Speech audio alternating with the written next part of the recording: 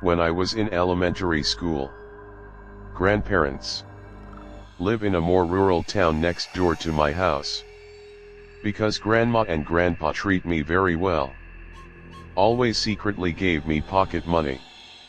Therefore, I often secretly take the car to see them by myself. And that year during the summer vacation of my 4th grade of elementary school, my parents want me to go to cram school. But I really don't want to go. So I ran to hide in a public house. My parents have nothing to do with me. Had to let me go on summer vacation. Just stay at my grandparents' house. It was okay in the country at that time. Just go to the field with my grandparents to help. Other times, my grandparents don't care much about me. Let me play by myself. And I often take the bus by myself. Go shopping and eat in front of the station. Sometimes I also stop by the game room. Watch people play game consoles. It's been about a week since I lived in a foreigner's house. It was near dusk that day.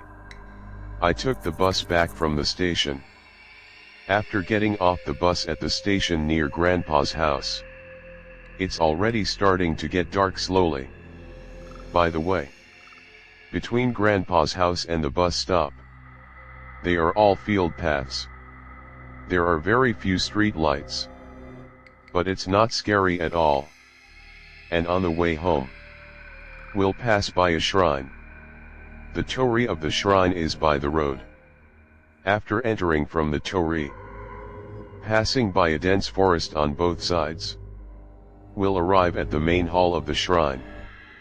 But I don't know why. The children here, not too close to that shrine. But I'm actually often alone in the afternoon. It's okay. I will run to the shrine and lie down to sleep. It's quiet and comfortable there. Sometimes you will find some beautiful birds and squirrels. It's a great place. Got out of the car at that time. I walked back while blowing the wind. Just as I was about to walk in front of the torii of the shrine, I saw a long way ahead of the path. Suddenly something strange appeared. That thing is round. Just like basketball. After hitting the floor, just bounce up. Bouncing up and down. And the height of the bounce is very high. About the height of the telegraph pole. But because it's already dark, under the care of the faint street lights, I only saw the round black shadow. Far ahead. Bounce slowly towards me. After I saw it, it felt very novel at first. But with that thing, the distance is getting closer and closer. I gradually feel a little uneasy. I stood in front of the torii thinking, what the hell is that? Just when I think so, I heard a low voice calling my name. I looked around. There is no one. I don't know where the sound came from. Then the round black shadow ahead continued to play slowly. Come closer to me. At this moment I heard the voice calling my name again. And then for a moment, my scalp suddenly numb. I thought, could it be the sound of the black ball in front of you? Then I stared at the black ball. Then I noticed that thing bounces on one side. One side began to spread out.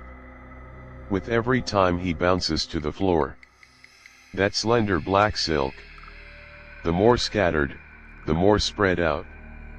And after a few bounces, the distance that thing is from me, it's already up to me, where you can see clearly. That thing has completely changed. It's not the original shape anymore. I'm starting to feel scared too. After that, the height of that thing's jump began to decrease. Then the speed at which it bounces over. As a result, it has become faster.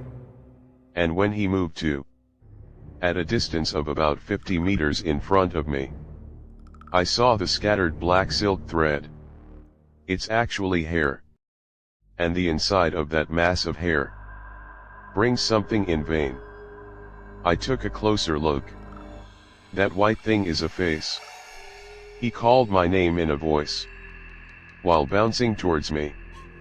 I yelled in fright at the moment, then ran to the shrine. I'm running. I heard the voice calling my name behind me. Getting closer. Finally ran to the main hall of the shrine. I quickly hid behind the cash box. Over there. I hear the voice calling me. Get closer slowly. I was so scared that I was holding my trembling feet, staring at the front, dare not move. Suddenly, the sound of calling my name stopped. Just as I was thinking, when that thing should have left. In front of me came the low voice saying, "Found you." On my face, that nasty sweat dripped down. Then I saw hair. Slowly. From the side of the cash box. It came out little by little. And I'm in the gap between that mass of scattered hair. I saw a dead white face. He just showed half of his face like this. Then look at me with your eyes. At this moment, there was a sharp high-frequency sound in my ears. Then I felt my body. It's like being firmly tied up. Unable to move. That's it. I can only watch that person's head move out from behind the cash box. Then slowly get closer. And just when I feel like I'm going to die, that disgusting hair. When I was about to meet me, the rattle above my head suddenly and quickly sounded. For a moment, my eyes are black. Then he lost consciousness like falling asleep.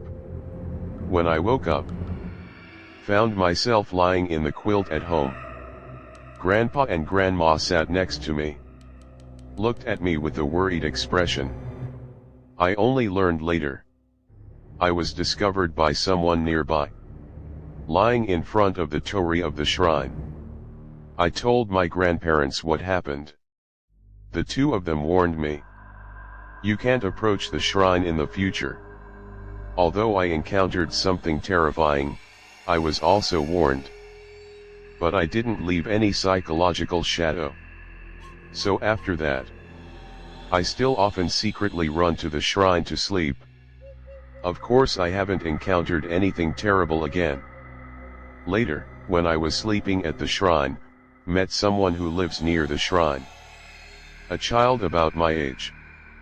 He also became very good friends with me afterwards. And I heard him say, near the shrine, people have often encountered strange things since before. It seems that there is an ancient soul, never been able to leave. So, he sometimes appears scary. But because it's just scary, it won't do anything to people. Therefore, everyone just doesn't usually get too close to the shrine. After learning about this rumor, although I know that thing is only scary, but so far, every time I think back to the appearance of that head, and his scary way, still feel sick. I'm also a little hairy in my heart.